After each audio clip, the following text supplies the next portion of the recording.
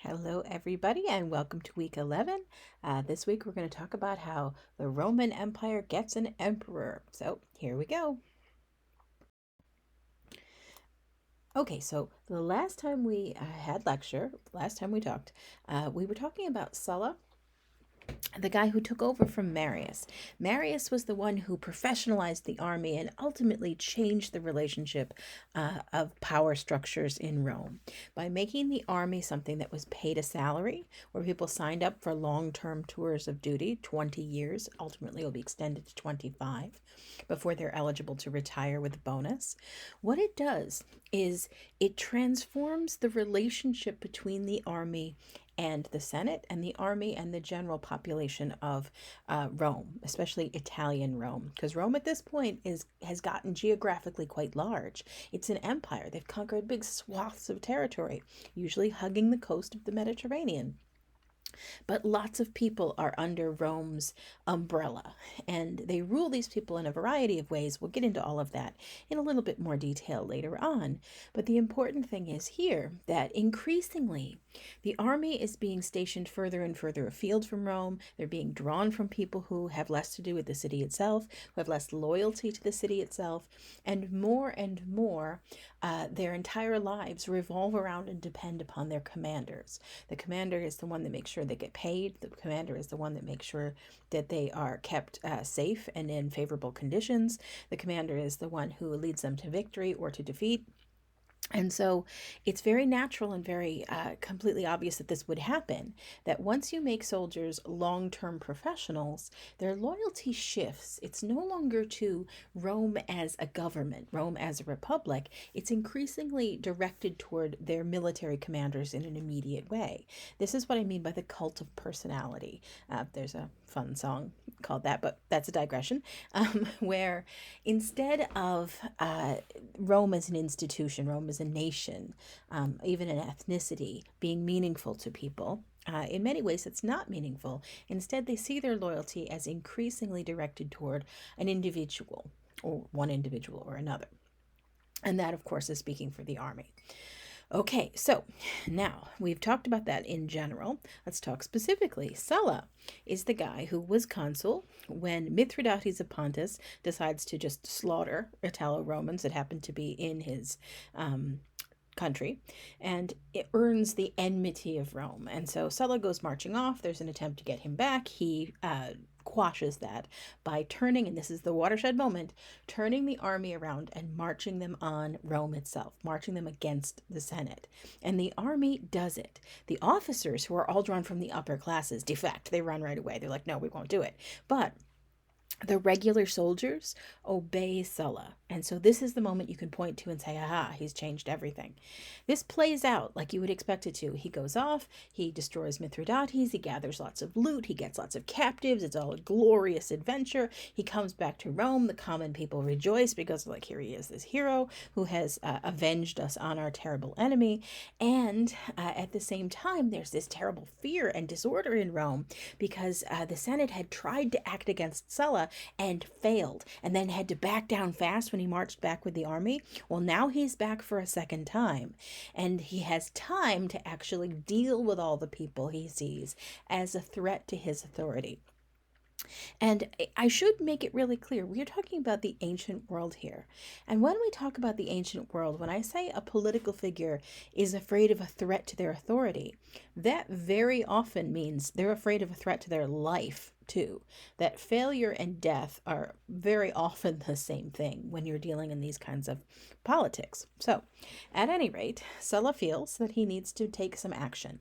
And so he issues something called proscriptions.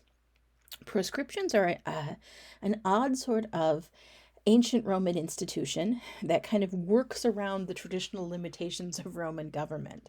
There's no mechanism in Roman government to assassinate your political enemies, logically enough. It's not legal, and it would be shocking and horrifying to the sensibilities of Roman traditionalists to even suggest that you would do such a thing. That's just not allowed. So what Sulla does to get around that, because he wants his enemies dead, is he posts lists. And those lists are all the people he's identified as politically problematic for him, people who he thinks are threats. And he doesn't order them executed, that there's no process for that. So they haven't committed any crimes, after all. So what he does is he simply declares that they have been stripped of their citizenship and any legal protection that would ordinarily be conferred by the Senate and judicial system in Rome, and then posts another column where there's a number featured. And this number indicates the amount of money he and his supporters would be willing to pay anybody who saw to it that that person ended up dead. And he didn't care who carried this out. It essentially was a hit list with prices posted, and that money would be paid out of the estates that were declared seized by all of these traitors. The list of people were declared to be traitors, and therefore their goods and estates were all surrendered to the state, surrendered to the government of Rome. And so what Sulla does is says, I'll give you a slice of that if you turn this person in. I'll give you an even bigger slice of it if you kill them for me and you just show up with their severed head. So he issues these proscriptions, and as you can imagine, there's panic. Anybody who was his enemy either flees the city or ends up dead, and he just lets the mob kind of carry out justice as it happened and as it turned out for him. And all of his other enemies, people are afraid. If they didn't quite make the list, they were nevertheless really cowed after this. They were afraid of stepping out of line, lest he take this action again. At the same time, it whips up outrage. There's pushback at the same moment, but he's so popular with the army, there really isn't anything they can do. This is one of those moments where that great truth of history is underlined. He who controls the army controls the state in this case. He's got control over the army, and he controls Rome, and there's really no fixing that for them at this moment. So 82, he issues these proscriptions. He takes effective control over the government, but he doesn't occupy any unusual position. He doesn't call himself an emperor. He definitely doesn't call himself a king, because the Romans have a big hang up about that. So he simply occupies the position of consul. He has the title of dictator for a while. Dictator is a Roman job. It's an official title. We use it in a loose kind of way in English. But dictator is an official Roman title. It's something that was supposed to be for emergency times, because if you have a republic and you use a senate with a large number of people in it, large number of members, to make decisions, the process of making decisions is unwieldy. It takes time. It's slow. There's negotiations. There's debate. There has to be consensus. It's not really an ideal way to get stuff done if you're in the middle of, say, a war against Hannibal. So the Romans have an institution known as the dictator, where the Senate will simply vote somebody the office of dictator for usually a short period of time. The exact term varied, but could be 6 weeks, could be a year. Usually it was not any longer than that. They vote somebody the dictator, and they give them kind of broad executive power to commandeer supplies, to make decisions, to command the armies. This is the emergency commander. It's like coming up with an emergency president for when you need him. And then when you don't need him anymore, they go back to being, not in charge. That was the goal.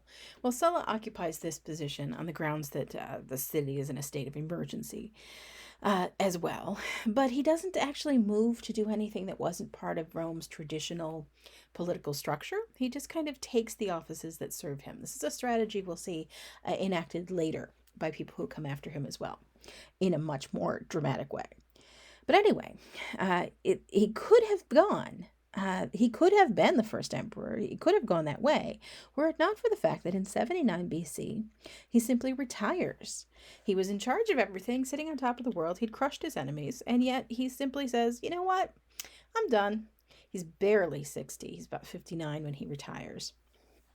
And he's about to turn 60. He retires and he goes back to his estates. And according to accounts that were written much later, so take them with a grain of salt, he had gotten a prophecy at some point in his life saying that he would die the following year. And so, faced with this probability, he's like, well, I guess I'll just spend the last year of my life partying it up with my family and friends. So he retires to spend more time with his family, and he leaves. He does die the following year as just a weird twist of fate, apparently of natural causes, possibly of a ruptured ulcer. Who knows? We're not entirely sure, but he does die. This leaves a power vacuum. And afterwards, there's nobody kind of in place to slip into his spot to take over and pick up where he left off. Nobody that has the same pull with the army, nobody that has the same influence, the same consensus over the governmental coalition that Sulla had put together by his death. And so there's this kind of weird lull where Rome is functionally a republic, I suppose, but it's one that's been very damaged by this whole revelation of how much power the military commander has and how easy it is to wrest control, to kind of seize it away from the traditional way the republic worked and have one powerful figure in charge. So there's this lull, there's a little bit of hope. Maybe we'll go back to the traditional republic. Maybe we should. And then there's a bunch of pushback to that idea that maybe we shouldn't, because commanding the army is so difficult. It's this whole process. Maybe we needed somebody like Sulla. There's a lot of debate. That's all you really need to know about it. And then the nightmare everybody had been dreading for years at this point comes to pass. Now, ever since Rome began its expansion after the Punic Wars, ever since they began this kind of widespread international conquest, thousands and thousands and thousands of slaves are being flooded into the Italian peninsula in general and the area around Rome in particular.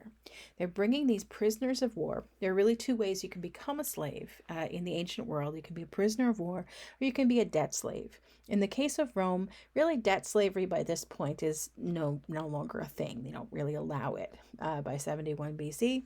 But prisoners of war are thick on the ground. They've got just tons and tons and tons and tons of them. And so they drag them into Rome and they destabilize the economy with them. We talked about this last time as well.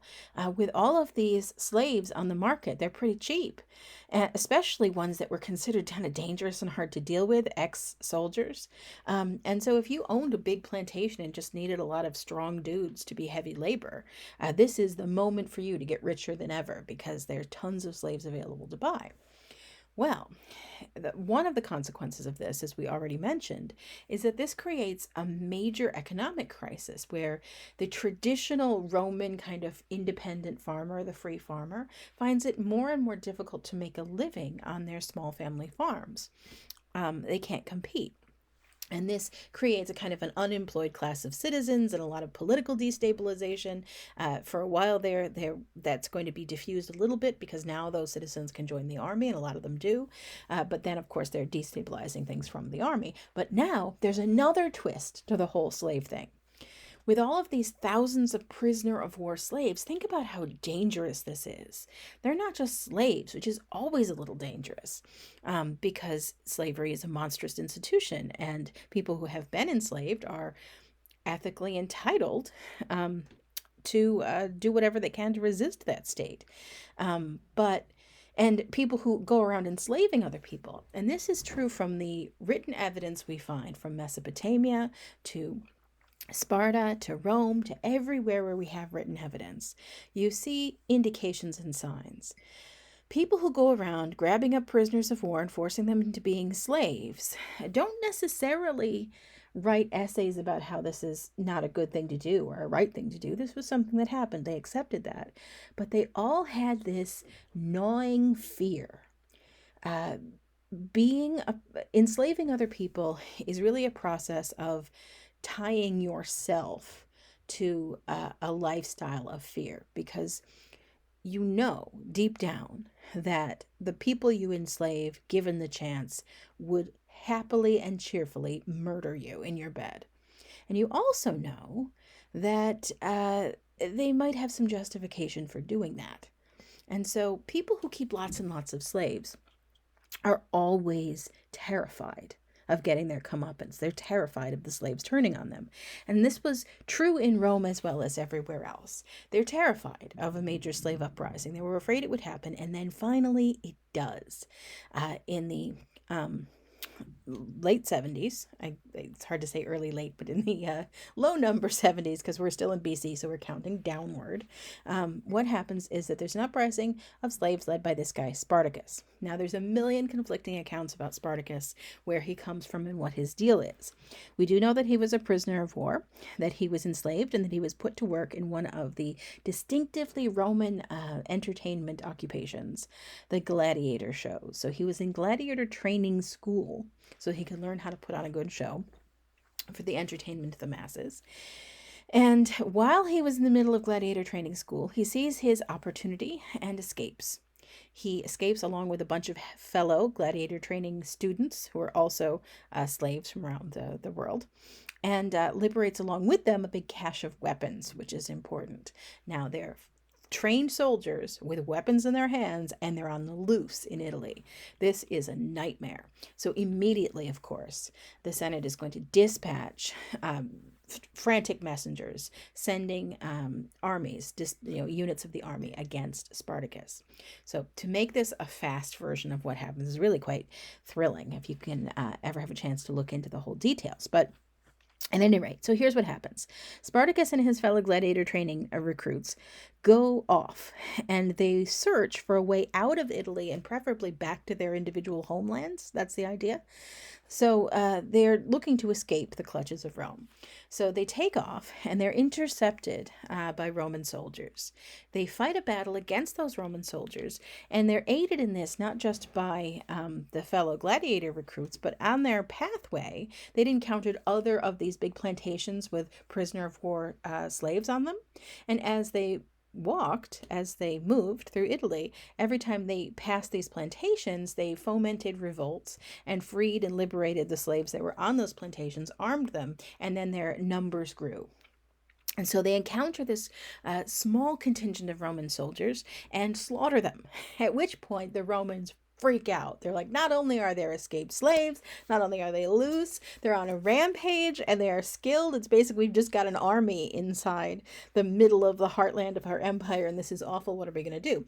And so the Senate immediately panics. They call in everybody they can think of, and they call in the best military commanders to try to get their troops together and deal with Spartacus fast. And so that's all being organized.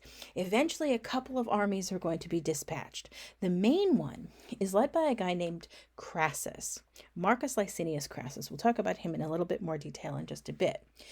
He's quite a skilled military commander. He knows what he's doing.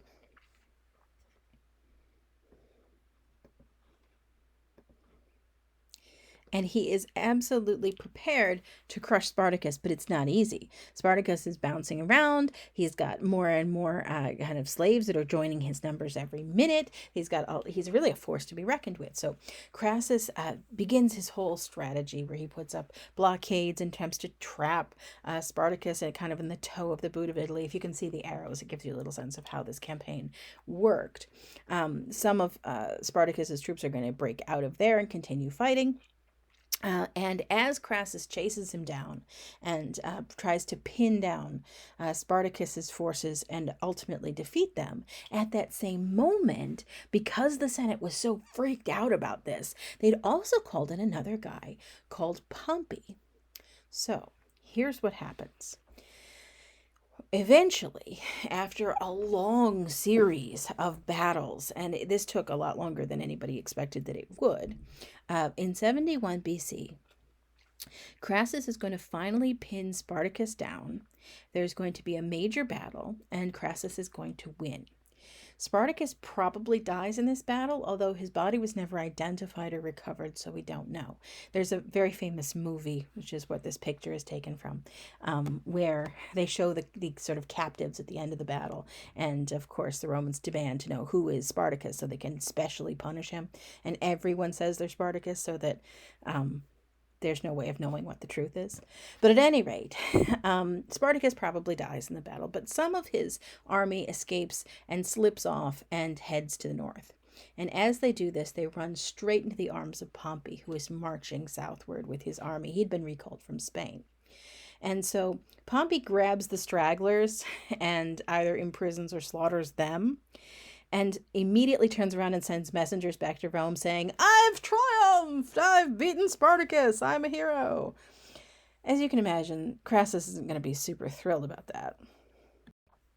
They also weren't super thrilled with the whole process of this whole slave rebellion, and they deeply did not want this to happen again. And so their reaction was harsh. This is characteristic of Roman political behavior and governmental behavior, I suppose you could say. Romans are going to raise judicial punishment and execution to kind of a high art.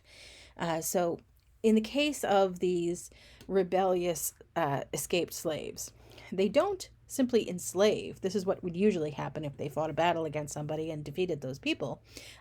If they didn't come to some kind of an acceptable peace treaty afterwards, they enslaved people who fought against them and lost. In this case, they were dealing with people who already had been enslaved once, so they don't re-enslave them. They crucify them. So they take thousands of prisoners and then execute them by crucifixion, which is a horrible, slow, painful, miserable way to die. And just kind of stick these people in the ground for miles all along the Appian Way, the Appian Road that leads to Rome. It was meant to be a gruesome deterrent against anybody thinking they could be an escaped slave or rebellious slave after this. In addition to this kind of venting of rage, we had the tension. We have the tension between these two fellows, Crassus and Pompey. They don't like or trust each other at this point. Crassus is understandably annoyed by Pompey's attempt to kind of swoop in at the last minute and take credit for his victory. He also doesn't really, he's giving Pompey quite a bit of side eyes. Pompey was considered at the time kind of a hotshot. He was an up-and-coming general. He'd had a lot of success in Spain, the Spanish Peninsula, where he'd been stationed. He was ambitious, and Crassus knew it. Crassus's story is a bit complex. He is enormously rich. This is one of the first things you should know about him. He has huge plantations. He has enormous wealth resources. He is richity rich. And he uses that wealth in order to secure his position politically. There's nothing new in that or special about it, but he's able to do it on a totally different scale because he's so rich. He just has an almost unlimited number of clients, people who really are dependent on him one way or another for employment or for patronage. There's a whole system the way this works in Rome with the patron-client network. We're not going to get into it because we don't have time. But at any rate, he's got tons and tons and tons of flunkies, tons and tons and tons of supporters. He's got enough that he can sway elections because so many people owe him that he can simply tell them, "Hello, plebeians, I'd like you to vote such a way," and then they do. He also has tons of allies in the Senate itself, among the kind of rich and famous and powerful. He is an important guy. He's also enormously clever. He's a good military commander, very solid, and he's also a really skilled politician. He's got all of this going for him, and he's not unambitious himself. He's a little more subtle, a little more mature, I guess you could say, than Gnaeus Pompey, and a little older. And he sees a great deal of opportunity in this moment. He's defeated Spartacus. He's super richity rich. He's got a lot of allies. Now would be the time, if he wants to slip into that power vacuum that had been left all those years ago by Sulla, now is kind of the time to do it. But he doesn't know if he wants to try it on his own. He knows at this point that Pompey is kind of sharing the glory with him. If the two of them unite forces, there'd be really nothing that could stop them, politically speaking. But he doesn't really like or trust Pompey. So this puts him in kind of an awkward position. So the two of them decide, all right, well, we don't really like or trust each other. So what we need is kind of a third wheel. We need somebody who can be a tiebreaker, somebody who can kind of diffuse the tension between the two of us, somebody who can take on kind of the scut work that we don't really want to do that would be involved in actually controlling the empire. So Crassus says, I know a guy. He's famous, but not too famous. He's rich, but not that rich. He's a competent military commander, but not like glory-covered famous for it. He's just a middle-of-the-road kind of guy. I think he'd really work out. And so Crassus and Pompey think about it, and they say, all right, fine, bring him in. And so they do. And here he is, Julius Caesar, the third wheel. They bring him on in, Pompey and Crassus, and the three of them create the first triumvirate. That word is Latin, it just means rule of three men. They divide the empire between them, and before they go off to take their respective roles, to take control over the parts that they decided they would control, they cement this association. Caesar has a daughter who's old enough to marry, and so she, Julia is her name because he's, of course, Gaius Julius Caesar. Julius is his family name, and his daughter's name is Julia. He marries Julia off to Pompey, and this is the one of the most unusual political marriages. Political marriages happen in Rome, they happened in Greece, they happened in Mesopotamia, they happened in Egypt, they happened everywhere we've already talked about, and everywhere we will talk about for the rest of the semester. Political marriages are really, really common in ancient, medieval, and in some cases modern systems. But what's the interesting thing about it is that while the goal of a political marriage is to unite families, pool resources, diffuse tension between potentially warring or previously warring groups, create kind of a joint estate that children can inherit, so they have equal claim to kind of both families' resources. While that's the goal of these political marriages, it very often doesn't work. The tensions are too high. It doesn't really matter how the marriage goes, or the marriage doesn't go well in the first place. And so everybody's still fighting at the end, and nobody really is friends, and it doesn't really work out. That's very typical as well. This is an unusual case in that this political marriage appeared to have actually worked. Julia and Pompey seem to have been genuinely fond of each other, and as long as Julia is alive, this alliance between Caesar and Pompey and Crassus holds together. It doesn't fall apart, even though there's a lot of good reason it might. But she actually does seem to be a bridge that keeps her father and her husband from fighting. And Crassus, well, I'm getting a little ahead of myself here, but it probably makes some sense to introduce this notion now. That original dynamic where Crassus and Pompey didn't like or trust each other, so they bring Caesar in to be a third wheel. Well, what happens is that over time, as they all get more established in their roles, it's the other way around. Caesar and Pompey don't like each other or get along all that well. They're suspicious, they are jealous, they are not really that comfortable with each other, and Crassus is the one that ends up being the mediator, the one who keeps the peace and keeps everything on the even keel. Now, why does that happen?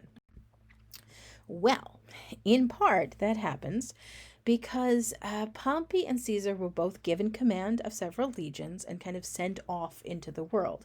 Now, just kind of ignore the colors on the map for now. It's just to give you a vague idea. If you look at the green, roughly, pretend Egypt's not green, roughly what the Roman Empire looks like. So what happens is that if you can picture the boot of Italy, it's right down there, and look to the top there, to the north, Caesar is given 4 legions, and he brings them north. And this territory, what is now France, but it's labeled Gaul, north of the Alps, the Belgica, and into Britain, is ruled by a variety of different groups of people. You could call them tribes, I suppose, if you want. But small kingdoms, whatever. But it's ruled by a variety of different tiny groups of people, all of them quite accustomed to fighting amongst themselves with one another. And so they are tough. It's also heavily forested. The soil is very heavy. This isn't excellent wheat growing land at this point. Some of it will become so later. It's not a terribly rich or densely populated territory compared to the Eastern Mediterranean. This is not the great breadbasket of anywhere. This is a bunch of forest full of, as Romans saw them, barbarians who were warlike and tough, and they weren't centrally organized in any way. So if you wanted to take over this land and rule it, it was a grind. You had to fight and fight and fight and fight and fight in really unpleasant conditions a lot of the time. It's cold, it's wet, it rains all the time, and Constantly you have to negotiate with new groups of people. You have to constantly battle, because if you win a battle against, say, the Cimbri, well, that gets you 30 square miles, and the next thing you know, you have to fight another battle against somebody else. It was a constant, miserable, hard grind. But Caesar does extremely well with it. It's not fast, it's not glamorous by any stretch of the imagination, but he is an incredibly competent military commander. He also understands very deeply how to secure the loyalty of his troops. He eats with them in their mess hall. He fights with them in a visible way on the field. He's always there kind of sharing their burdens. He goes out of his way to make sure that they get paid on time. He goes out of his way to make sure that they're provided for, that they're safe. And he's such a good tactician that he leads them, even though it's a grinding, horrible, hard work, to victory after victory after victory. And there may not be big scores all at once, like Pompey's going to find. We'll get to him in just a second. But there's a constant trickle of loot and treasure that comes in, that's being partially divvied up by the army and partially stored up by Caesar, and partially, some of it is going to be sent back to Rome to pay off his political allies, etc.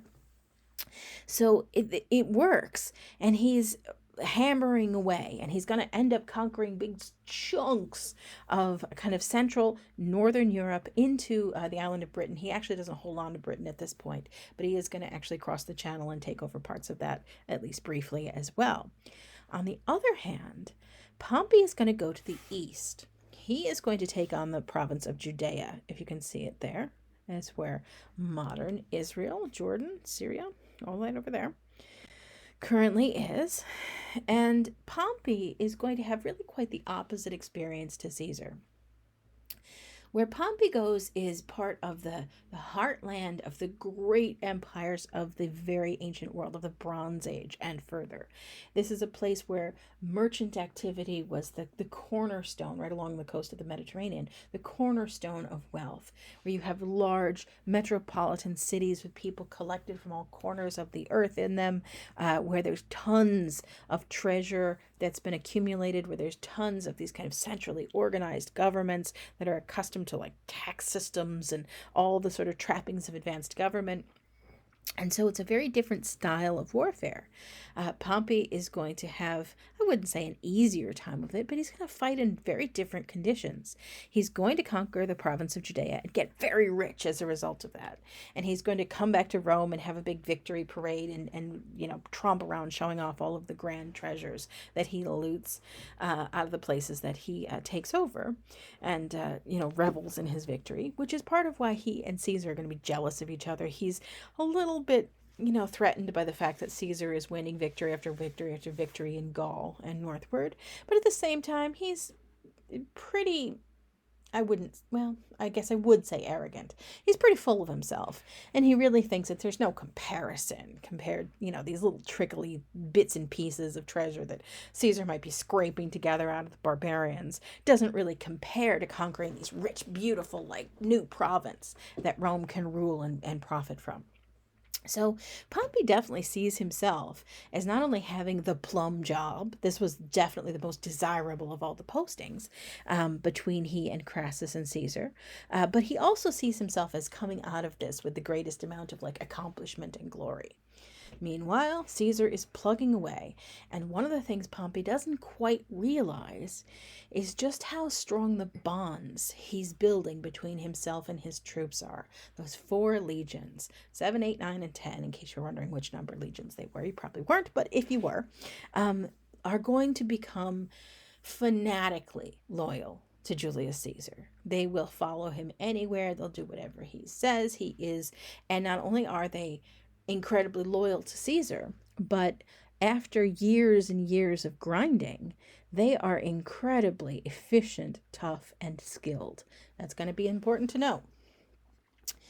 Okay, so Crassus, you're probably wondering, what was Crassus doing? Well, Crassus takes Italy, and he's mostly going to stay around there. He's not going to fight a lot of battles, but he's essentially going to do a lot of the heavy lifting when it comes to the triumvirates controlling Rome itself. He's going to be pulling all the strings, using his wealth, using his influence to keep the Senate on their side, to keep everybody politically in line. So Crassus is the one who's running that part of the show. Okay, so then here's what happens. How does it all come apart? Well, Julia dies in childbirth in 54 BC. And remember, she's married to Pompey, and she's the connection between Caesar and Pompey. And while she was alive, that alliance, which has been increasingly tense over the years, held. It held on. But she dies. And so the connection between Caesar and Pompey is partially severed. And then the following year, it's gone completely because Crassus goes off to participate in a military expedition. It wasn't the first time he'd done this, but he goes off to participate in a military expedition against Parthia. That's part of the old Persian Empire. And he goes out and he dies in battle. So it's 53 BC. So Crassus is gone. Julia is gone. Those bridges that held the two guys together collapse. And the two of them very predictably end up at each other's throat. So it's Pompey versus Caesar. So here's what happens. Caesar immediately starts marching south from Gaul. He's going to bring his troops toward the city itself. He knows that if he can secure the city, then Pompey is not going to be able to swoop in and try to steal political influence away from him. So he starts marching to the south, at which point Pompey calls in all his favors and gets his political allies in the Senate to issue orders to Caesar saying, stop right there, don't come any further south, keep your army north of the Rubicon, and then you by yourself ride to the south and show up at the Senate because we have some things we want to say to you. Now, Julius Caesar gets this message and it's like, no. You think I'm going to leave my army behind and then show up in Rome? I don't expect I'd live through that. No thanks. So he's like, no. It's a decision to make here. Do I want to do it? Do I not want to do it? If I do it, and there's no taking it back, but I'm gonna. So he decides to cross the Rubicon River with his troops. There he goes. And of course, the famous Plutarch says this, that his famous words at this point were alia jacta est, the die is cast. Caesar writes, by the way, if you're looking for a primary source ever, I mean, it's probably too late for your paper this time around, but I suppose you could dig one up. If you're interested in this, Caesar actually writes his autobiography of kind of this time of his life, the Gallic Wars, where he describes all of his sort of conquests, the various people and all the stuff he did. It's very self-aggrandizing, but if you're interested in reading it, it's as direct out of the horse's mouth as you can get. Anyway, he decides he's coming across the Rubicon, he's marching down toward the city. And so at this point, as you can imagine, what erupts is civil war between Caesar and Pompey. They go after each other, and Pompey is caught quite a bit off guard, frankly. He's not entirely prepared for what's about to come down the pike at him. He, in many ways, has more resources than Caesar at the start of this. He has greater numbers of troops altogether, though he doesn't have them with him at the time they first engage each other. He has more money, he has more potential international political allies, and he has a fair number of allies in the Senate. Caesar, however, has 4 legions of unswervingly loyal troops who are very tough and very experienced, very seasoned veterans. Pompey was scraping together enough army to fight a civil war kind of at the last minute. He has all these kind of new recruits, and they're not prepared to fight against Caesar, and he knows it. So Pompey kind of is going to scramble around to try to find a ground where he can stand his ground and fight effectively against Caesar. He's going to flee Italy almost at once because it's clear that Caesar and his legions have the upper hand. Now, many of Pompey's traditional regions were stationed in Spain. He had connections there, if you remember. At this point, that's where they are. And so Pompey decides what I'm going to do is I'm going to flee to Greece and entrench myself there and call on allies and pull together a really big, powerful army that Caesar can't possibly counter. Shocking him, Caesar is going to do a quick march to Italy. I mean, it takes less than a month to walk from Rome to Spain and encounter Pompey's forces there and defeat them, and then turn around and continue kind of quick marching to get to where Pompey is entrenched in Greece. By the time he does this, Pompey's like, well, he's going to be exhausted. Even the ships and the various shortcuts they're going to take, it's never going to work out. He's not going to be able to keep this kind of thing up. No way. But to his shock, Caesar is much more equipped than Pompey really anticipated. He's also a much more savvy tactician than Pompey is really accustomed to dealing with. Pompey knows what he's doing. He's not an idiot. He knows how to choose high ground. He knows how to arrange a good tactical advantage. But Caesar just over and over and over again refuses to be drawn into ambush. He refuses to be drawn into battle in unfavorable conditions. And he is willing to do it even though he's flirting with disaster at every turn. Time and time again, they're in Greece, and you know what the supply situation is like in Greece.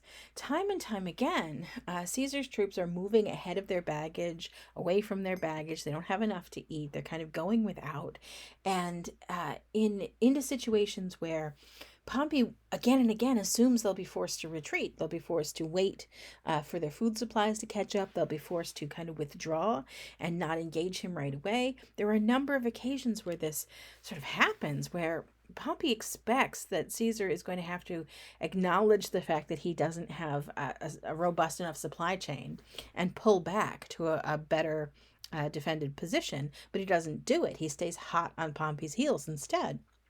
And Pompey, eventually in frustration, according to legend, just yells. He's like, I would win this war against a man, but these are wild animals that are following. They're like digging up roots and eating them. This is just, what the heck is this? He's not fighting by the typical rules of engagement, and it was very frustrating to Pompey. And then even worse, Pompey engaged him finally in the Battle of Pharsalus in 48 BC. And Pompey should have had the upper hand. He had almost twice the number of troops that Caesar had, and yet he still lost. He gets outmaneuvered, outflanked, and he loses the battle. And he's like, oh, freaking. And so he's like, I'm just going to regroup. So he flees. He takes off, and he thinks about where he could possibly go. Now, check out this map. All the purple is in the command of Rome at this point. You see that yellow that Egypt is? Egypt is still an independent kingdom. It's the last of the Hellenistic kingdoms. So when Pompey thinks about where he can go, he constantly weighs the pros and the cons, and he thinks, too many of these places offer too much opportunity for Caesar to come after me. I don't want that, so I know, I'll go to Egypt. Egypt has a navy. Egypt can back me up. Egypt can actually help me get the upper hand against him once and for all. So he flees to Egypt. And Ptolemy the 12th, who's in charge of Egypt at this point, is, as you can imagine, not super thrilled. Look at this map for one moment before we move on. The one Hellenistic kingdom left on the map is Egypt. Now Pompey, in the middle of a civil war, has fled there with Julius Caesar hot on his heels. The king of Egypt had his own problems. He was in a big civil war with his sister. He had all kinds of issues of his own. And he has got to have looked at Pompey like, what have you done to me? There's no choice now. What am I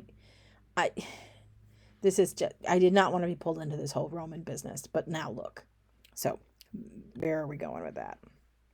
All right, so initially, Pompey's like, sure, come take asylum in Egypt. That's just what I need. Bring a civil war to my doorstep. I'll enjoy that. But he's like, you know what? Weighing the pros and cons, I can't afford this. There's one way that might possibly work. If we support Pompey, Caesar's going to show up and they're going to fight in Egypt and they're going to destroy my country, and one or the other of them is going to take it over. Either Pompey's going to win and he's just going to make himself king of Egypt, or Caesar's going to win, he's going to make himself king of Egypt for revenge. There's no winning that. But what if? What if we kill Pompey and then offer his death to Caesar as kind of a good faith gesture? So that is what Ptolemy does.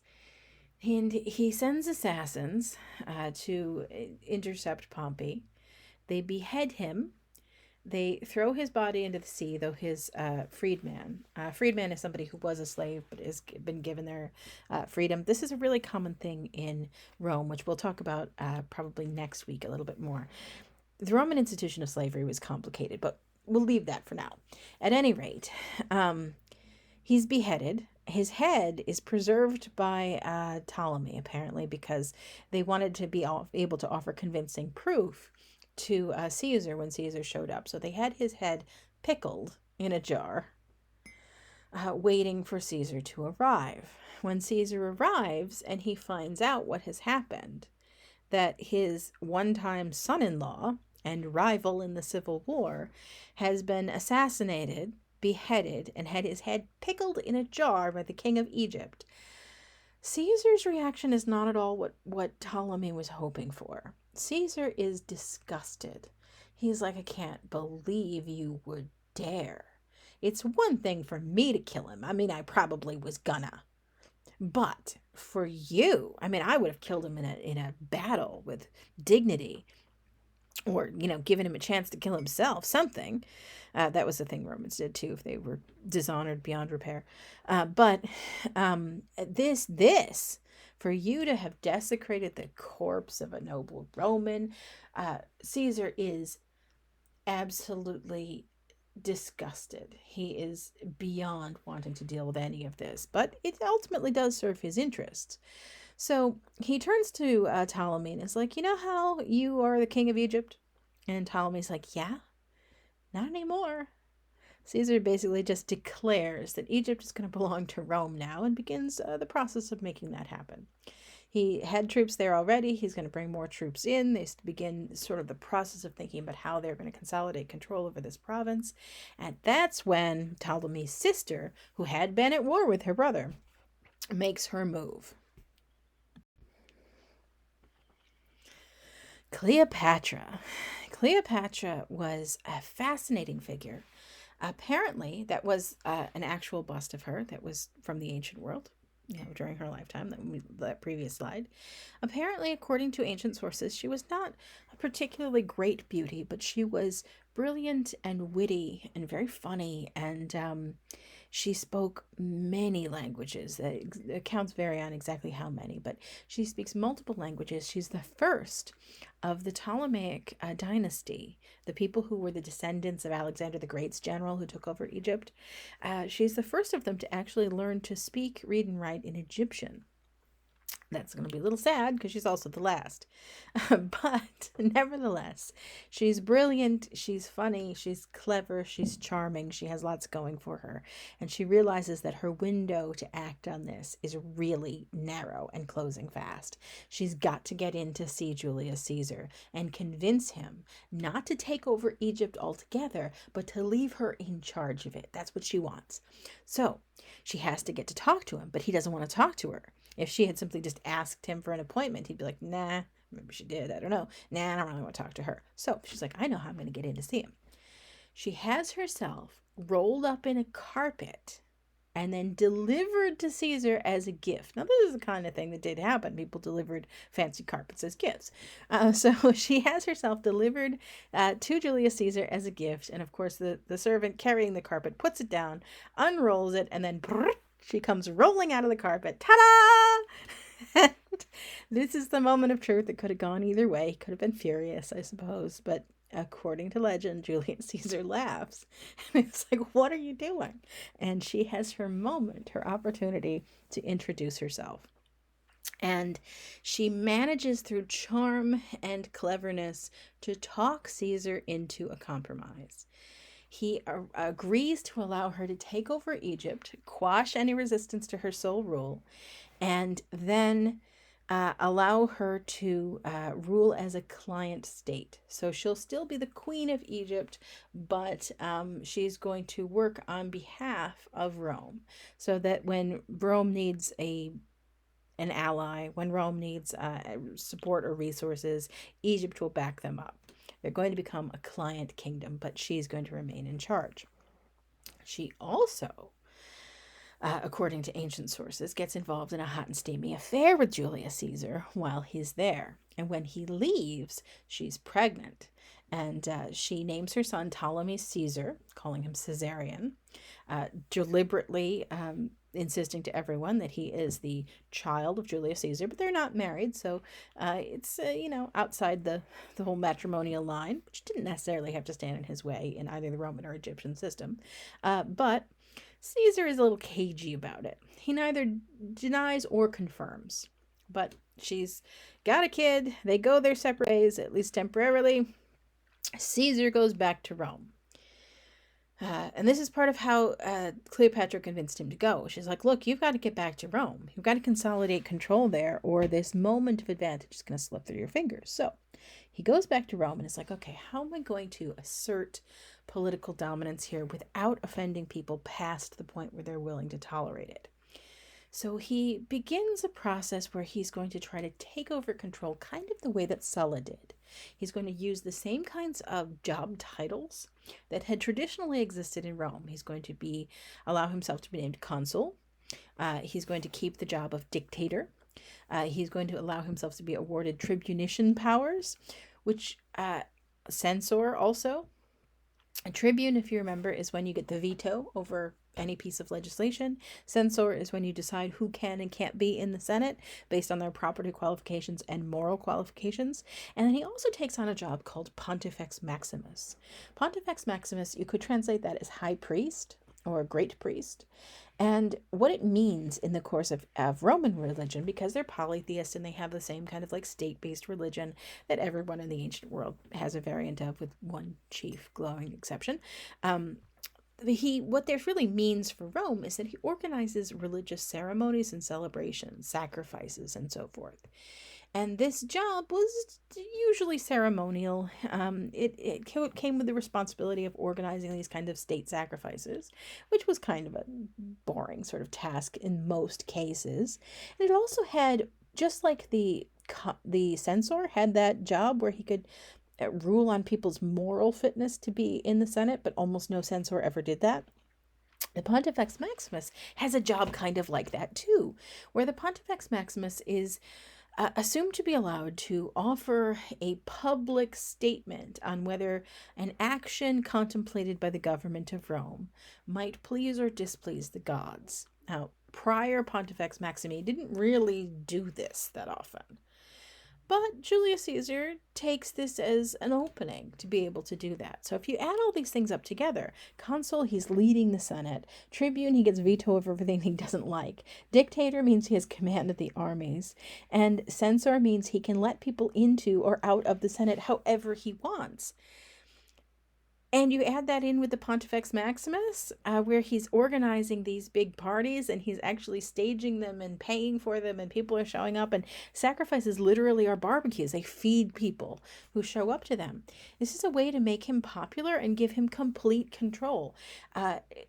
Individually, these titles are all part of the traditional Roman government, but added all together in one person, what he amounts to here is a king. An emperor. He's somebody who has all of the executive authority and legislative authority as well. But he's careful. He's not completely reckless about this. He issues no prescriptions, for instance. He doesn't do that thing that really upset people about Sulla, where he just has a list of his political enemies he wants murdered. He doesn't do that.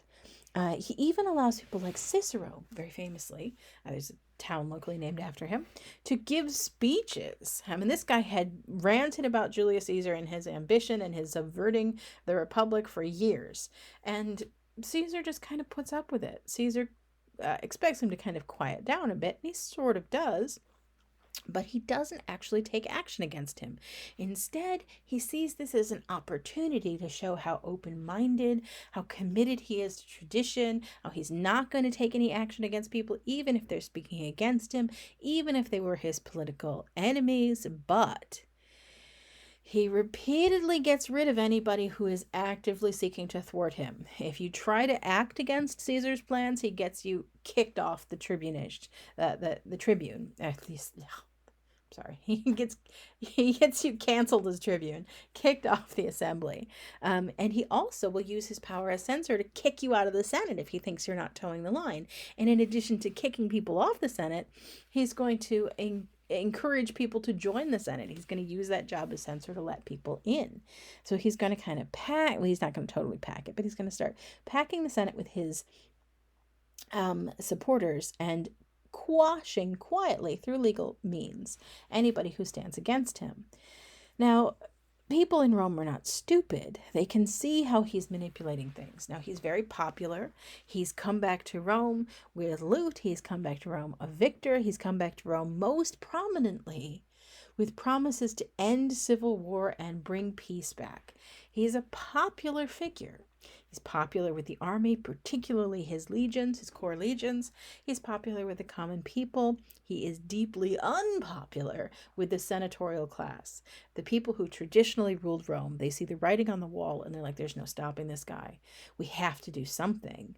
If we just stand by and let him run the show the way he wants, he's essentially a king. We swore we'd never have a king. We can't have this.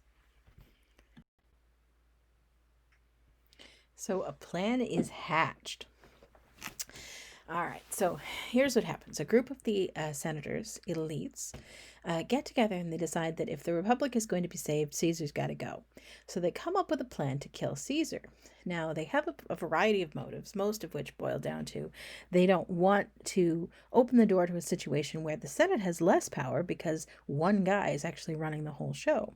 And there's, of course, a lot of very noble and high-flying talk about traditional liberties in the Republic and representative government and all that. Enough to move some people who had been kind of personal friends and allies of Caesar, most famously a guy named Marcus Junius Brutus, who claims to be, and according to historians after the fact, both ancient Roman historians and then later dramatists like William Shakespeare, really like a source of great kind of divided loyalties and feelings, because Marcus Junius Brutus, I'll show you his picture in a couple of slides, claims to be the direct descendant of that original Lucius Junius Brutus, who was the rape of Lucretia guy, the one who swore there'd never be a king in Rome again. And according to legend, the rest of the conspirators really work on Brutus on this angle, saying, how can you, the scion of this great legendary creator of the Republic, how can you possibly turn your back on the values that created it? You have to stop Caesar. And so he decides to do it. And so the long and short of it is, Caesar was summoned to the Senate. Now, this happens all the time. And they say they have something important to tell him. They have some kind of honor they want to confer upon him, whatever it is. So he shows up to the Senate as you ordinarily would. He comes strolling on in there, not really expecting anything. At which point, a select group, it's not the entire Senate, a select group of senators comes stepping out, pulls out knives, and stabs him to death. And they all get a stab in so they can all equally claim credit after the fact. Now, they see themselves as patriots, as heroes who have saved Rome. They're so proud of this after the fact. They make no effort to hide it at all. They go running right out into the streets and tell everybody that they have killed Caesar in order to save Rome. They're so proud they issue coins. That's what that is over there on the right. That's a coin that shows the assassination. It's got Brutus on one side and the Ides of March on the other. This happens the 15th of March. That's what the Ides of March means. In 44 BC, Caesar is killed. And then there's this moment where Rome seems to almost hold its breath. The assassins assume that they'll be heroes. They're going to go down in Roman history as the greatest patriots ever to live. We've saved Rome from a tyrant. It's going to be great. But they're not the only game in town. Caesar had his allies, and they are going to make short work of consolidating their forces in order to respond. The Second Triumvirate is formed in 43 BC out of these allies. The two main ones, that's why their pictures are a bit bigger than that other guy there, Lepidus, are Marcus Antonius, Mark Antony is how he's often referred to in English, and Octavian. Octavian is Julius Caesar's legal heir. He's about 19 at this point, and he was kind of a sort of sickly kid. So he hasn't had like a glamorous military career up until this point. That's not that unusual. 19 is still pretty young. He'd had a little bit of military experience, but none of it glorious. He didn't have any particular skill for it or aptitude. But he had been chosen and adopted by Julius Caesar to be his heir. Julius Caesar didn't have a male heir. A legitimate male heir, anyway, according to many accounts. Julius Caesar got around. And there were a lot of people in Rome that might or might not have been his children, but nevertheless, he didn't have a legitimate heir, and so in his will he left everything to a great nephew, Octavian. And he didn't expect this to happen for some years. So Octavian had been prepared to an extent, in that he had an education and he knew what he was doing, and he'd been selected by Julius Caesar for his personal attributes, not because he was militarily great or anything, but because he was clever and he was really good at reading people. He had a great sort of natural political skill. He was very astute. He had that going for him. And so Julius Caesar thought he would be a good choice, but he really kind of was unprepared, and he was very young, and he didn't have a lot of military experience, as I've said like 4 times now already. So if you'll forbid my babbling, you have Octavian on one side. When he was adopted, as was common practice in Rome, and adopting heirs was common practice as well. Happened all the time. You didn't have somebody who would inherit after you, and so what the Romans did was they simply chose somebody and adopted them, often as adults, so that they could inherit the estates and keep everything moving forward and keep the family together and all that kind of jazz. And it was considered completely normal and completely natural, and nobody really thought anything about it. So he was legally considered Julius Caesar's son, even though he was not biologically his son.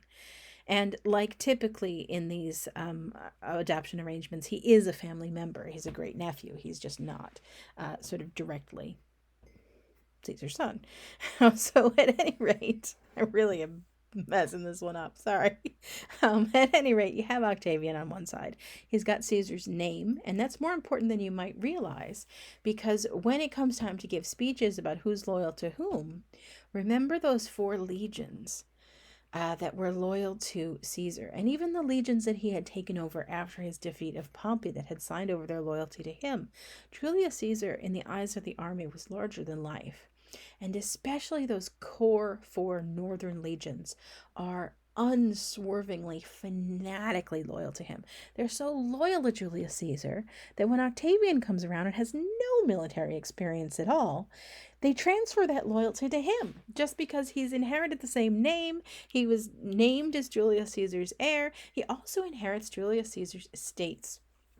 And Julius Caesar was not a poor man. He had large land estates. He had lots of cash in the bank when he retires, and we'll talk about how that plays out in just a second. And he's killed, and he also has lots and lots and lots of material resources that he can continue to draw on. And Octavian inherits all of that. Mark Antony was Julius Caesar's more of his peer. Antony had been a second in command. He'd served with Julius Caesar in the field. He also was respected by the army. He was also considered by the public to be a mature and capable commander. He's somebody who understood what was going on. He was somebody who was ready to pick up the reins of command. He didn't have to convince everybody they should listen to him because he's not 19 years old. He had a lot going for him, and he sees himself as kind of the natural political successor to Julius Caesar. He didn't inherit the name or the estates, but he feels like he's inherited the mantle to some extent. And so he's like, well, Caesar's dead. There's a bit of a vacuum here. Maybe I could step into it. But in order to do that effectively, I have to come up with some kind of alliance with this Octavian kid because he's inherited the name and the estates and all the resources, and I need to stay on his good side, because if he speaks out against me, my hopes of pulling this off are going to just shrivel into nothing. So Antony and Octavian form the Second Triumvirate, and just like the first time, they decide that because they're kind of natural rivals, they need a third wheel. They need somebody to break the tie and kind of mediate things between them. So they pick this guy Lepidus. And kind of like Caesar, he's sort of famous, but not very famous. His family's noble, had served with distinction in the past, but nothing super famous. He's got money, but he's not super rich. He's got some military experience, but he's not super glamorous. But unlike Julius Caesar, that's how he stays. That's why his picture's so little here, to give you a little visual prompt. Lepidus nobody's ever heard of because he forms part of the Second Triumvirate, but he's kind of unimportant. And eventually he just kind of fades into the background. And this is foreshadowing here, but this alliance isn't going to last When Antony and Octavian get into a civil war with each other, they're going to battle it out hammer and tongs, but it's going to be a two-way fight. Lepidus makes a couple of sort of weak attempts to participate, and eventually they don't even bother to chase him down and kill him. They just kind of stop talking to him. And he drifts into irrelevance, and that's the end of poor Lepidus. But at any rate, in 43, they create the Second Triumvirate. And the goal initially, while they're all still friends, is that they are going to take control of the situation in Rome. And so they have a number of sub-goals. Number one, they want to punish the people who have assassinated Caesar. That's their number one goal. Number two, they want to secure the support of the people of the city of Rome itself. Number three, they want to secure the control over the Senate so they can actually go back to running the affairs of the empire. So they take all of these goals on and they begin moving things in that direction.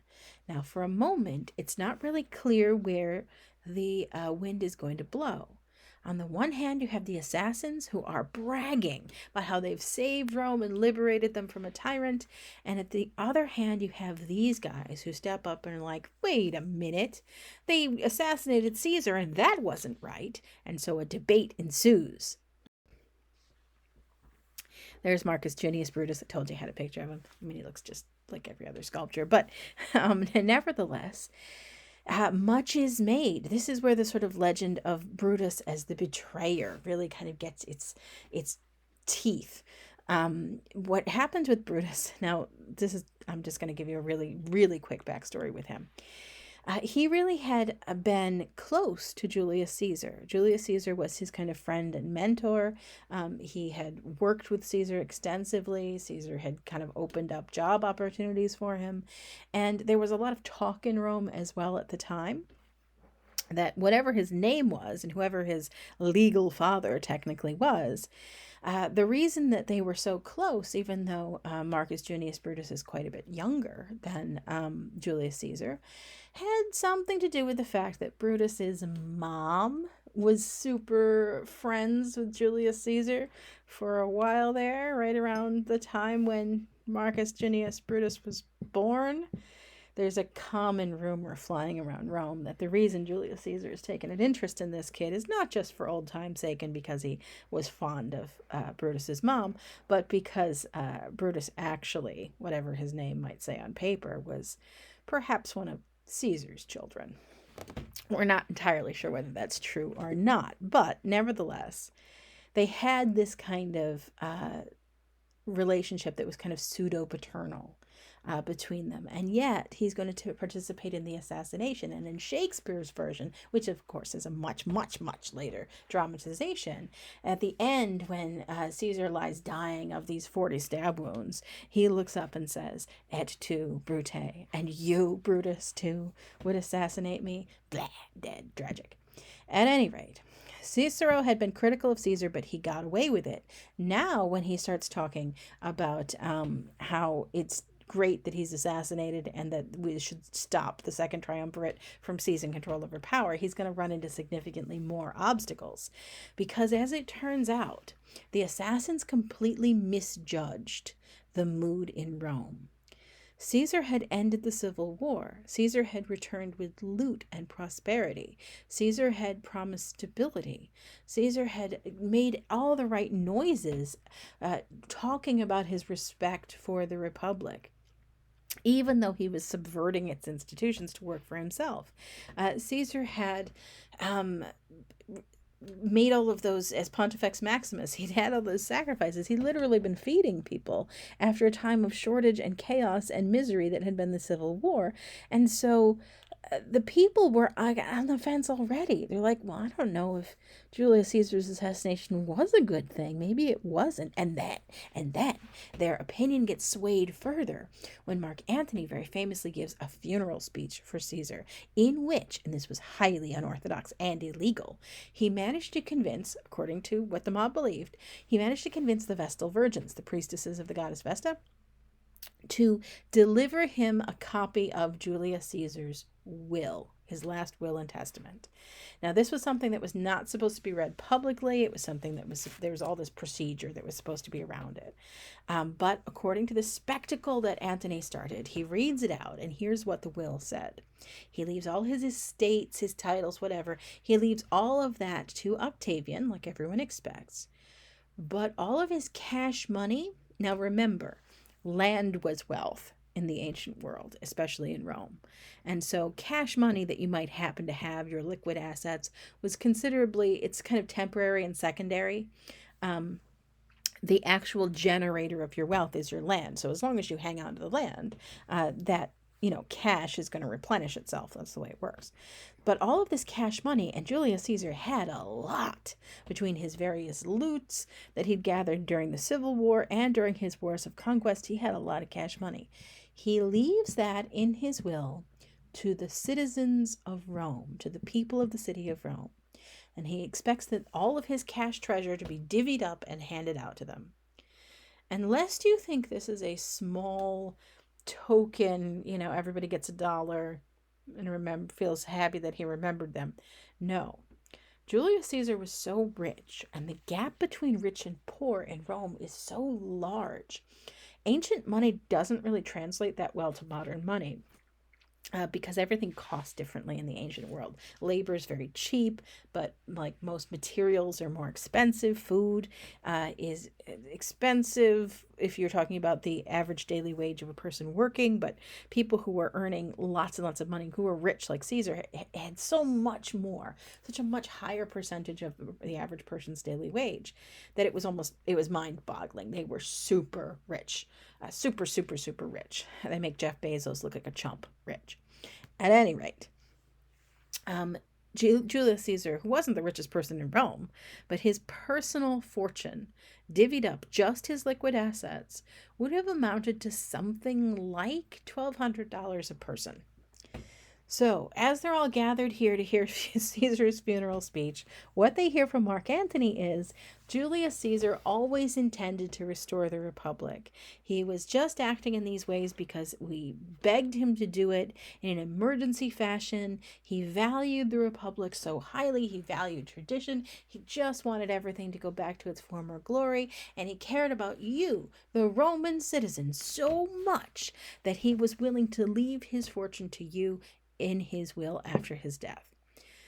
So that teetering sort of thing that the Roman mob was doing, where they weren't sure how they felt about it, completely resolves. They decide the assassins are horrible. We are pro-Caesar and pro-Caesar's successors, the Second Triumvirate, and so they go on a rampage. And Antony's going to issue a list of prescriptions. Cicero's going to be on there. He's going to issue a list of prescriptions. Enemies, the people, the assassins of Caesar. And anybody who was originally, on the top of the world issuing coins celebrating their success finds themselves in a position where they either have to flee Rome or end up dead at the hands of a furious mob that's going to rip them apart. So they do. Many of them do flee Rome and sort of consolidate their resources and try to pull together their own armies to whatever extent they can to try to fight for position in Rome or escape justice. Antony and Octavian are going to call in the actual legions, and the legions will answer them, and they're going to chase down the assassins of Caesar kind of one after another and arrest and kill them. Meanwhile, they do that same thing again. They divide the Roman Empire into spheres of influence, and Octavian is going to do something very clever in the long run. Antony makes a mistake that in hindsight seems completely avoidable, but at the time it really wasn't. Antony is going to claim the territory that originally was under Pompey's jurisdiction.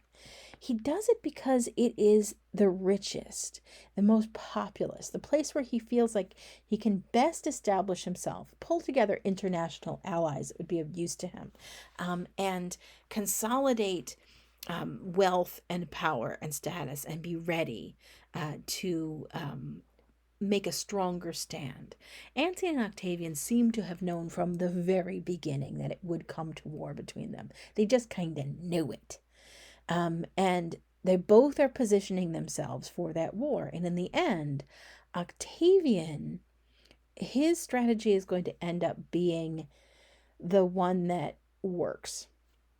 And to some extent, it was never going to go any other way because it just had to do with the loyalty of the legions. Because the legions that were Caesar's, that the 7, 8, 9, and 10, because they're so unswervingly loyal to Julius Caesar, it didn't make any sense for Antony to try to subvert that and transfer it onto him while Julius Caesar's heir was and the kid who had adopted his name. So if he were to introduce himself, he'd be like, "Hi, I'm Gaius Julius Caesar Octavian," maybe. Sometimes he left the Octavian off. He's just introduced himself as Julius Caesar. And they knew the difference. They weren't stupid in the army. But nevertheless, it was such a compelling, like they loved Caesar so much that here this kid was, his heir and successor, his adopted son. And they're like, okay, we're loyal to you too. Just because we loved Caesar that much. So he takes those legions and he takes over all that red stuff. See that there? That's going to be his territory that he takes on. And by taking it on, he's going to inherit not just the loyalty of those troops, but he's going to inherit those really hardcore, able to win wars when they're outnumbered 2-1, tough veterans of the northern campaigns. He's going to take on the strongest of the Roman legions. And Antony's going to get the richer part of the empire, the part that's more valuable, the part that's more full of people and money, but he's not going to get the strongest part of the Roman army to go with him. Lepidus is going to kind of bounce around. He's going to spend some time in Spain. He's going to spend some time in Italy. But he ends up ultimately just kind of getting ignored while Antony and Octavian position themselves to go after each other. They did make some effort to make nice in the beginning. Antony, when they first created the Second Triumvirate, Antony marries Octavian's sister, Octavia. Makes it easy to remember whose sister she is. He marries Octavia because they're trying to cement this alliance between them. But like most political marriages, this didn't work. Antony wasn't very interested in Octavia, really, and so he's going to leave her behind when he goes off on his eastern expedition to consolidate his control, and he's going to be gone for years. And while he's there, Antony, because he's not stupid, thinks about who he might want to select as his kind of greatest base of support. And it makes sense that he would go to Egypt. Now, there's a few factors in play. One, Egypt is a client state. It's not technically independent anymore, but it's more functionally independent than the other former Hellenistic kingdoms. And they have a navy, and they have some strategic advantage. All those strategic advantages we already talked about. They have a lot of resources, they have a lot of wealth. And so making friends with the Queen of Egypt, Cleopatra, is to Antony a no-brainer. This is the way he's going to lock himself into a good position for the civil war that's looming. Egypt also has Caesarion. That kind of, there weren't really any good images of Caesarion. There's one kind of stone bust of him. It's not in the perfect condition, but according to Cleopatra, Julius Caesar's natural son. He was not in the will. He wasn't part of the Roman system of inheritance, but Cleopatra's the queen of Egypt. She says this is Julius Caesar's son. If anything had to happen in the future, Antony could make the argument that he was reclaiming Julius Caesar's estates, his mantle, his inheritance for his actual son. And so therefore it's all in the service of greater justice. So Antony comes sucking up to Cleopatra, thinking this is going to put him in a good position. What he doesn't really fully grasp is just how bad this looks and just how good a politician this young Octavian really is. Octavian is smart. He's so smart. And because he doesn't have a lot of military experience, Antony kind of underestimates that. And while Antony is off having a torrid affair with Cleopatra, because he does, he hooks up with her. They actually have children together as well. I'll get to them in a bit. Octavian is in the Roman Senate. There he is. Telling everybody all about it. He's circulating this rumor. His honorable, noble Roman sister has been abandoned by her horrible husband, unfaithful husband, Antony, who's gone off and taken up with this Egyptian floozy, according to Octavian, and is coming up with plans. Now, remember what the Rape of Lucretia story was like, that horror, that sort of angst about having a king and what it would mean to compromise your essential masculinity. Well, if there's one thing more terrifying to a Roman in their soul than having a king to compromise their masculinity, it's having a queen. That would be even worse if you were being bossed around by a queen. And that's what Octavian convinces everybody Antony's planning. He's going to take Cleopatra to Rome. He's going to install her as a queen, and she's going to rule Rome like she would have ruled Egypt. So you're all going to be these totally emasculated slaves that have to serve her, and it's going to be awful, and she's off doing this, making these plans, and Antony is backing her, and he's been totally bewitched by this horrible Egyptian floozy, and meanwhile my poor sister has been left disgraced, and are we going to stand for this kind of thing, and so forth. You can imagine. Octavian is a master of propaganda, and Antony gave him a bunch to work with. At the same time, the other advantages he has that Antony's not really counting on: Caesar's legions are unswervingly loyal to him, and he can make good use of that. Antony really expects Octavian's lack of military experience to kind of hamstring him. He expects it's going to keep him from being able to effectively wage civil war. But Octavian has another ace up his sleeve. Marcus Fibsonius Agrippa. That's him there. Looks like a boxer. But Marcus Fibsonius Agrippa was a brilliant military commander and tactician. He's loyal to Octavian.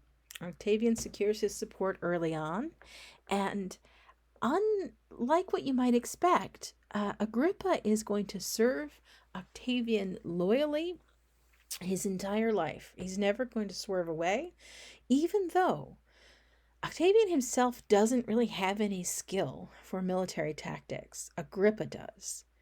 And in the war to come, it really is going to be Agrippa who wins victory after victory after victory. It's Agrippa that's going to get the upper hand. And in other circumstances historically like that, usually that's the segue to Agrippa taking over control of this whole show. But it isn't. In this case, he lets Octavian run the show. He's willing to play second fiddle, even though he's doing a lot of the actual military victory winning, because he sees Octavian for what he is. Octavian is a consummate and superior politician. Nobody can politic like Octavian can politic.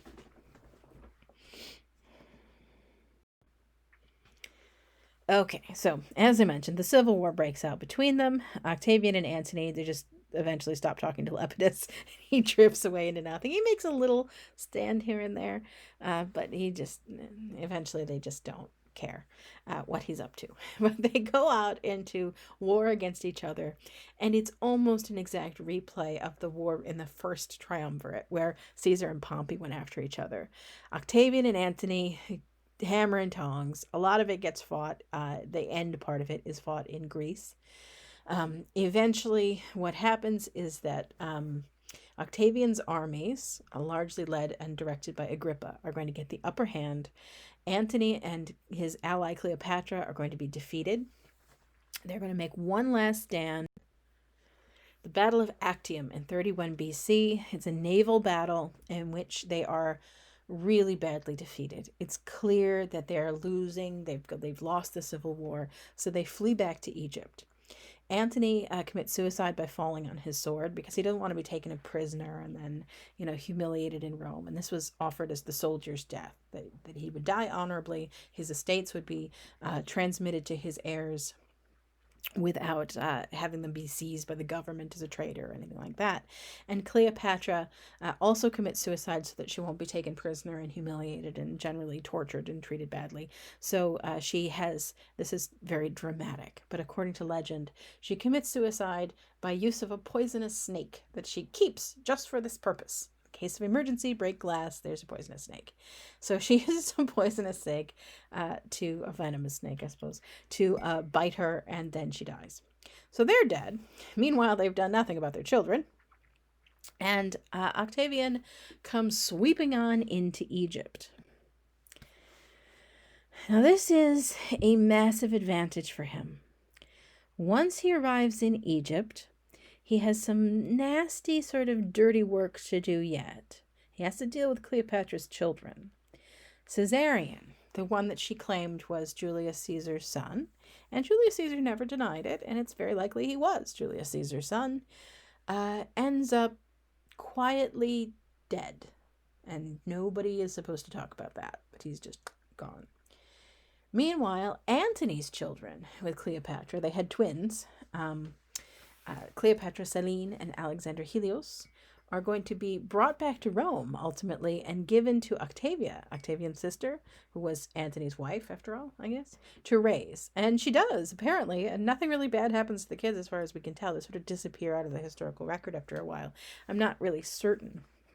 I think Selene gets married at some point, but I'd have to look it up to tell you exactly what happened. I don't recall off the top of my head, but they kind of vanish into obscurity. At any rate, once that's taken care of, now Octavian is in a position to utterly transform himself. And he's going to use the loot from Egypt to do that. He's not going to mess around with any client kingdom nonsense after this. There's nobody really left. So what he does is he consolidates control over the province of Egypt, takes every bit of money he can squeeze out of it, treasure, loot up the wazoo, and that is so much money. Remember how rich Egypt is. Egypt is richity rich, rich, rich. And he takes that and he's going to put it to good use, well, in his view, good use, in transforming his entire identity. After Egypt, when he returns to Rome, Octavian begins being referred to, not by himself initially, by the Senate, as Augustus. Augustus isn't really a title or a name. It kind of means, it's a word that means a bunch of stuff, but it means kind of like lucky, famous, honorable, glorious, all of those things. I mean, august is the same word in English. It's just a really archaic word. Nobody uses it anymore. But it's like all of those concepts mushed together. And the Senate kind of refers to him as Gaius Julius Caesar, Octavian, Augustus. You know, the great, noble, wonderful, lucky, fortunate, fantastic, accomplished person. And eventually, he's kind of referred to this as a way of shorthand. He'll just be referred to as Augustus. It comes kind of like a cognomen for him. At any rate, you can use either one. If you were, say, writing an essay or an exam about them, Octavian and Augustus are equally valid if you want to use a name for this guy. But he's going to completely reinvent himself. He returns to Rome. There's nobody left to oppose him. It's 31 BC. At this point, he's going to take control over the whole shebang. He is not going to issue proscriptions. That had been done under Antony already, so the worst of his enemies are gone as it is. Instead, he's going to begin the process of making the empire safe for his rule. First off, he decommissions and pensions off most of the army. So the Civil War had required large troop forces, and they're not really necessary now that the war is over. But because of the way the army is structured, when you get people into the army, they agree to serve for 20 years and ultimately 25. And then at the end, they get a big bonus to retire with. Well, Octavian Augustus decides, I don't need all these troops, but I don't want them to leave unhappy. So what I'll do is I'll pension them off now. And he gives each of the troops that he's letting go great big fat retirement bonuses. Land outright in many cases. In cases where they weren't given land, they were given enough money basically to buy farmland and live on it and be sort of prosperous farmers from henceforward. And those who he does give land, he gives them some money too. It's just somewhat less. But he basically pensions off the soldiers that he doesn't need anymore, settling them down on big estates that he creates in Italy. I'll show you a slide in just a second, and elsewhere. Then he's going to, in place of having this large army kind of standing around, he's going to take the remnants of the army and he's going to station them out on the frontiers. He's going to send them as far from the capital as he possibly can. The goal here is to keep them from hanging around, able to destabilize the political system, because he understands that he who controls the army controls the state. And if the army is stationed way out on the frontier, kind of separate from each other, then if any one branch of the army causes trouble, if their commander runs amok and starts attacking and thinks he's going to take over and become emperor, then the rest of the legions can respond before that guy gets all the way to Rome. And speaking of response, in order to protect the city of Rome itself and protect himself and protect against any uprisings, he creates something called the Praetorian Guard. The Praetorian Guard is basically a hand-picked bodyguard. It's a garrison of troops that will be stationed in the city itself, a permanent garrison. This is something Rome hadn't had previously. And they function as an imperial bodyguard, protecting Augustus from any uprisings. They also function as a deterrent for outsiders to come and attack the city. So in both ways, they keep uprisings from within the city from happening, and they keep people from coming in. The same thing that happened to Julius Caesar is not going to happen to Augustus. He's not going to let that happen. Nobody has a dream of thinking they could assassinate him and get away with it and just kind of trip off scot-free. That's never going to happen again if Augustus has his way, and he makes it pretty clear that he will. Okay, so he stations the troops out on the frontier. He creates the Praetorian Guard. He pensions off a lot of the army, and then he takes some of the rest of the loot he's brought from Egypt, and he begins this massive career of patronage. He orders buildings of monuments. He commissions poetry, sculpture, public buildings, and then he stuffs the Senate. Julius Caesar had done this to a small extent because he was operating with his role of censor.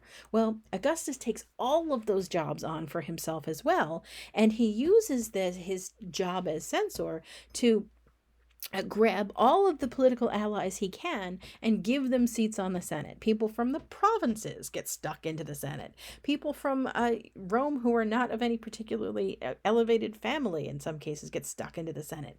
He's going to fill the Senate full of people he likes and trusts and raise the overall number of senators so that he doesn't have to issue prescriptions. He doesn't have to get rid of his political enemies. He just outvotes them by stuffing the Senate full of people he actually likes and that will back him up. He also is going to do that thing with Caesar, as I just mentioned, where he occupies all of these jobs. He's dictator. He's going to be consul many times in a row. He's going to have the tribunician power. He's going to be Pontifex Maximus, and he's going to stage gladiatorial games, and he's going to have sacrifice after sacrifice, where he literally feeds people, and he declares something called the Pax Romana, the Roman peace, in which he declares that Rome is never going, well, not never, but that Rome will be in a state of peace. There will be no war within it from here on out. Now, many people hear this and they think of it meaning that there will be no war, that Rome isn't going to take part in wars. That's not true. Really, all the Pax Romana does, and most historians agree it extends for about 100, 150 years or so. Really, all it means is nobody's powerful enough to actually invade Rome and get all the way to Rome and cause problems. And conversely, there's no civil war inside Rome. But during the entire 150-year period that traditionally historians think of the Pax Romana extending to, Rome is only ever not at war for maybe 4 years of that. The rest of the time, they're constantly in low-level engagement on the frontiers. But leaving that aside, he creates this idea of a united empire under kind of a single consolidated rule, and he goes out of his way. This is the important thing to know about Augustus. He goes out of his way to pretend that he's doing it out of respect for tradition, that he's doing it out of a desire to see Rome restored to its ancient glory.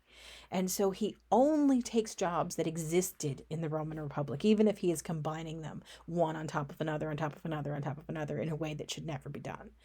He goes out of his way to be courteous to the Senate. He doesn't issue prescriptions. He doesn't try to rub their nose in the fact that they're not really running the show anymore. He tries to rule with the lightest possible hand. And as the years go on, he's going to actually pull back further and further and further. There'll be years where he doesn't serve as consul. There'll be a time where he is going to cut the numbers of the Senate back down to kind of pre Civil War numbers. He's going to make these kind of progressive changes in order to give the illusion that he is trying to recreate the republic the way it worked, when in fact what's happening, and everybody knows it but it's an open secret, is that he's able to do this because his control over Rome is so strong. He doesn't need to occupy all of these jobs. All he has to do is have Pontifex Maximus and tribunician power, and he just vetoes if he thinks it's a terrible bad idea, something that's going to happen, and he can just let anybody else run the day-to-day affairs of the place. He pulls back because he feels so secure. Now, part of the reason he's able to do that is because he's going to rule a long time. He was young when he inherited from his great uncle, Julius Caesar. So he is going to take over uncontested around 31 BC. There's going to be some cleanup left to do. But from there until 14 AD, he's going to be the one show in town. He's going to be the only one who really is exercising power in Rome. And that's 45 years just about. Well, 43 years.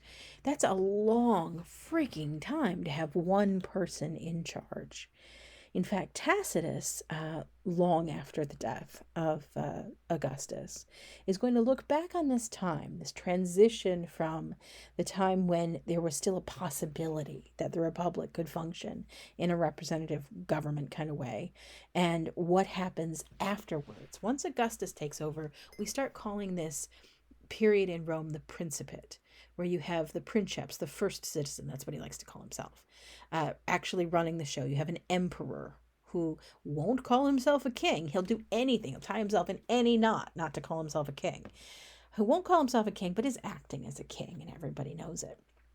That Tacitus looks back, the Roman historian, looks back on this and says, part of the secret to why that happened, how Rome managed to find themselves in this position, was because by the time Augustus died, nobody was left in Rome who even remembered the Republic. Because before Augustus takes over, there was a civil war. And before the civil war, there was Julius Caesar. And before Julius Caesar, there was another civil war.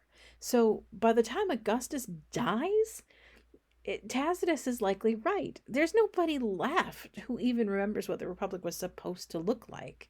They've heard stories, perhaps, but they don't have any connection to it anymore. And so the transformation is going to be impossible to reverse. Okay, so this is where we are going to leave off, or just about here, for this week. This is just a quick visual demonstration of some of what we've already talked about. This middle picture is what's left of the colony. The veterans were settled into colonies once Augustus is going to decommission them from the army. And these are going to form a big part of his strategic support. Emperors who come after him are going to use the veteran colony as well. Wherever they're worried about making sure that they have secure control over a region of the empire, one of the tricks and tactics that emperors will do will be to buy up some land and settle veterans there, retired veterans, once they've done their service in the Roman army. Because what you essentially do when you do this is you create a community entirely out of farmers who are ex-soldiers who were loyal to the emperor and were rewarded with a great big huge cash payment and a bunch of land. These veterans tend to be unswervingly loyal to the emperor who gives them their setup. So they end up being a very important political benefit to the emperor who establishes them. Augustus is really the only one who's going to establish large colonies in Italy itself because the land is going to be too expensive later on. But leaving that aside. You can also see Roman influence in the rest of the world. That's an Egyptian sarcophagus, but it's from the era of Roman domination. So you can see kind of the two things fusing. On the one hand, you have the traditional Egyptian sarcophagus, where it's a traditional Egyptian burial practice, but then on the front, you see a painting of somebody in very Roman style dress. Okay, so huge infrastructure, huge building projects. He does everything he can to encourage people to see him as the one game in town they can really rely on. Everything goes pretty well for him. He has a tremendous amount of success. He has a great deal of political skill. He's a master of all of this, but then the problem comes with dynasty. Always seems to be the problem. So this is going to be where we pick up next time. We're going to talk about what happens when Augustus dies. And it isn't pretty. Okay, so that's it for this week. Everybody, have a great day.